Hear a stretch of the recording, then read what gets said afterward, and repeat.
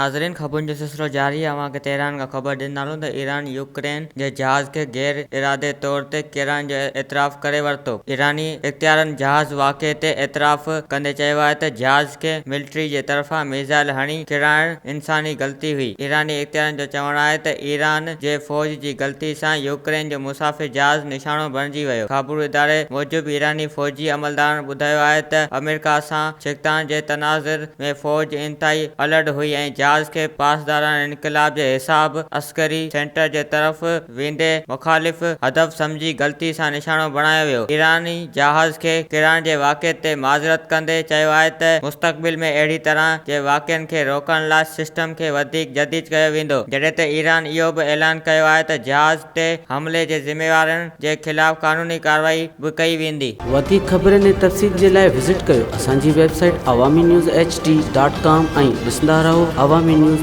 HD।